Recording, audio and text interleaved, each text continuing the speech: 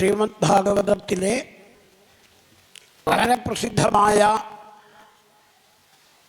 ഭരതൻ്റെ കഥ നമ്മൾ ഇന്നലെ അനുസ്മരിച്ചു. നമ്മുടെ നമ്പോർക്കാവിലമ്മ ഭഗവതി ഭരതനെ സ്വന്തം ഉണ്ണിയെപ്പോലെ ചെന്ന് രക്ഷിച്ച കഥ പ്രത്യേകമായിട്ട് അനുസ്മരിച്ചു.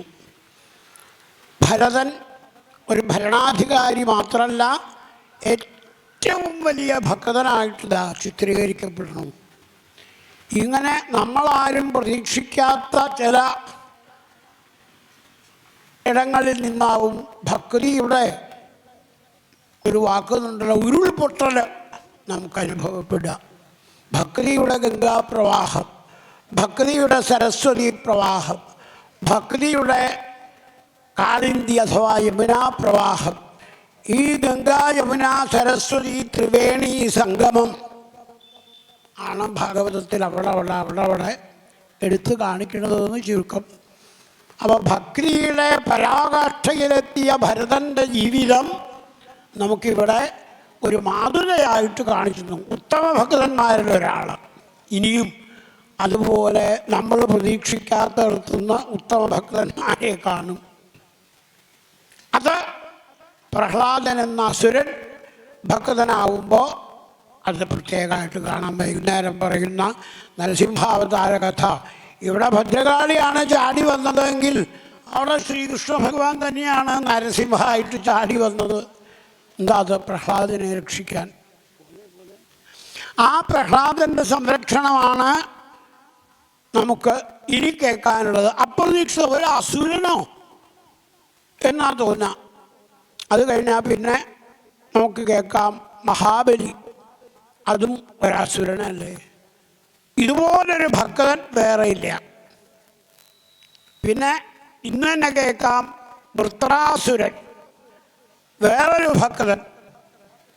ഭഗവാൻ ഉദ്ധവനെ ഏകാദശത്തിൽ ഉപദേശിക്കുമ്പോൾ മാതൃകയായിട്ട് പറയുന്ന ഭക്തന്മാരിൽ അഗ്രഗണ്യനാണ് വൃത്രാസുരൻ.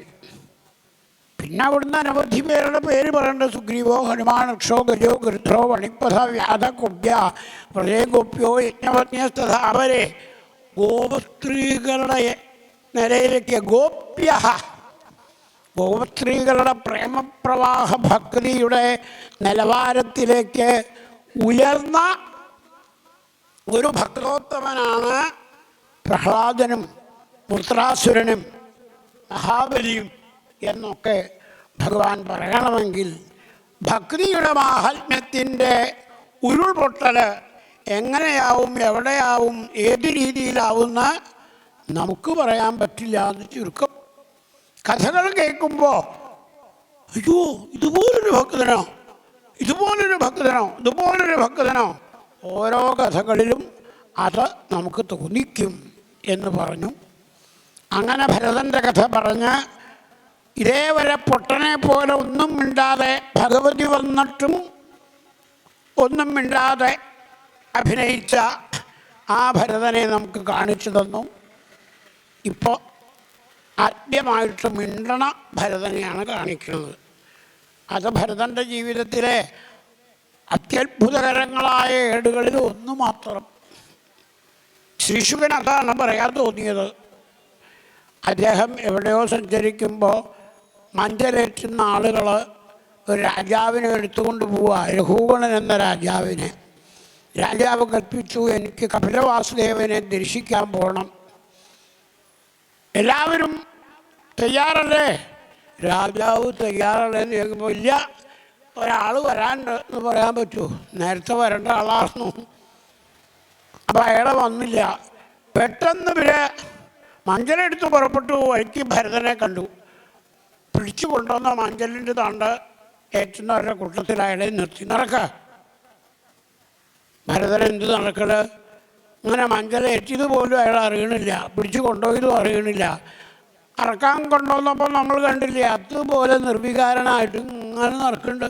പിന്നാക്കോ മുമ്പാക്കോ ഇടത്തോട്ടോ വലത്തോട്ടോ പോണതെന്നുള്ള ബോധമില്ലാത്ത പോലെ ഇടയ്ക്ക് അവിടെ നിൽക്കും.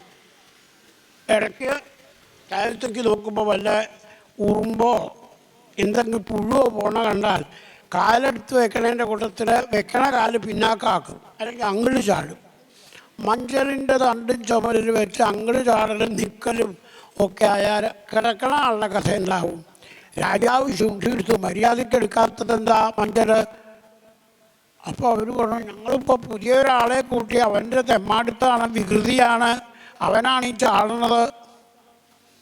അപ്പം രാജാവ് കർഷൻ്റെ ഉള്ളിൽ കൂടെ ആളെയൊന്നും ശ്രദ്ധിച്ചില്ല. ആ ഏതാണാവോ പുതിയ ആൾ, മര്യാദയ്ക്ക് എടുക്കടാ, അല്ലെങ്കിൽ അടിക്കും ഞാൻ, നിൻ്റെ ഈ വികൃതിക്ക് എൻ്റെ ഒരു ചികിത്സയൊക്കെ ഉണ്ട്. ഇപ്പം അവിടെ ഏറ്റാൻ തുടങ്ങിയിട്ടുള്ളൂ. എന്നിട്ട് കുറേ നേരമായി ഏറ്റണം എന്നുള്ള അഭിനയമാണ് നിൻ്റെ അല്ലേ. ഒരു ക്ഷീണമില്ല, നല്ല ശരീരം, എനിക്കൊന്നും വയ്യേ ആവൂ എന്നുള്ള അഭിനയമാണ് നിൻ്റെ അല്ലേ. എനിക്കറിയാവുന്നവരൊക്കെ ചികിത്സ അട്ടിയാണ്, നല്ല അട്ടി. രാജാവായ എനിക്ക് നിൻ്റെ ഈ തെമ്മാടിത്തത്തിന് ശിക്ഷിക്കാൻ അധികാരമുണ്ടോ, ഓർത്തോ എന്നൊക്കെ പറഞ്ഞു രാജാവ്. നോക്കൂ, ഇന്നലെ വരെ ആരോടും മിണ്ടാത്ത ഭരതയോഗീശ്വരന് ഇന്ന് ഈ രഘുഗണനോട് സംസാരിക്കണമെന്ന് തോന്നി.